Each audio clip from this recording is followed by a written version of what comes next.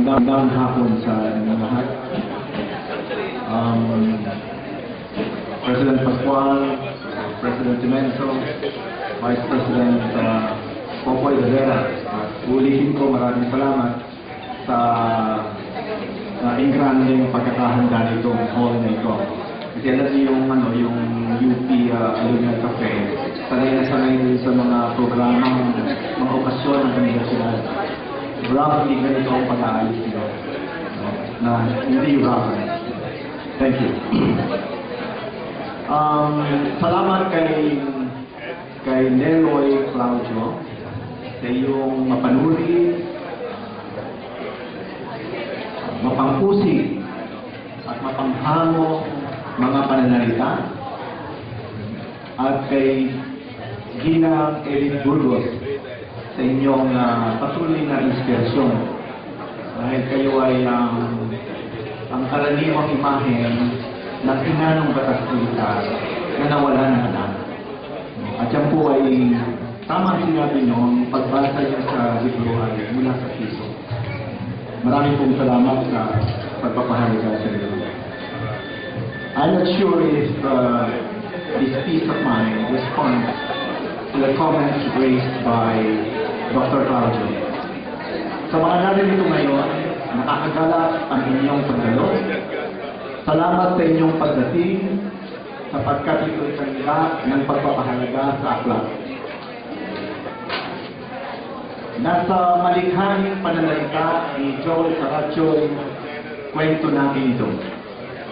Tandaan ito ng inyong commitment na bumili ng aklat. Hindi lamang pansarili, kundi pampamilya. Nariyan na ang mga buwan nagtatapos sa Bell. Simula September, ito'y mainam na pagpapagunita sa ating panahon ng matayo na pagtindig sa batas militar. At sa December, panregalo sa Kapaskuhan. Pagpapagunita naman ng diwa ni Jesucristo, ng pag-aalay ng sarili para sa katubusan ng marami. Yan na rin ay diwa ng diba. Hindi madaling bumuo ng aklat. Hindi madaling nabuo ang aklat na ito.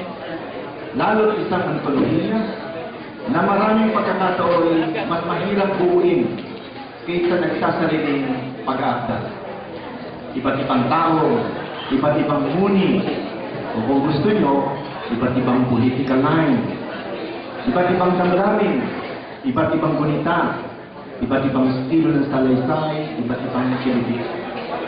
Muntik na ngang iwanan ang aklat na ito. Kinainipan na at halos pinagsawan. At lalo pa ang ilohiyang ito na naglalayong bumuo ng masaklaw na larawan ng isang katauhan. At isang katauhang kolektibo, isang persona pangkomunidad. Malaking pa ang buhay ng katauhan ito, sa kalakhan ay underground.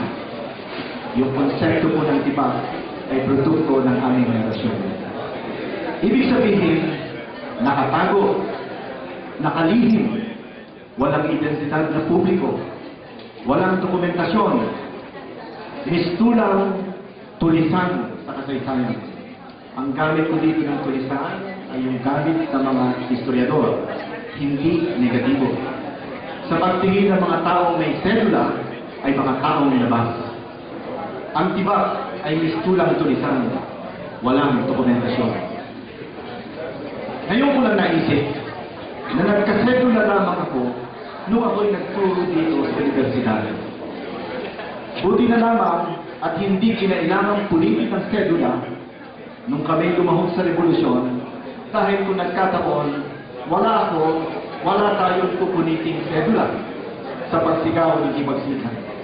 Walang sedula ang tiba.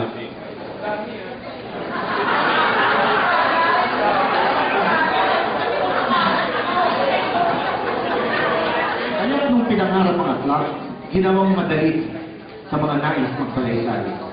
Pumili lang ng isang pangyayari, yung pinakamatingkad sa gulina. Yung hindi nalimutan, hindi nilimot. Sa kabila ng template ng paglimot, sa harap ng torture o pagka-aresto, maraming hindi malilinaw. May dimensyon ang katauhan na makibaka laban sa pagkalimot.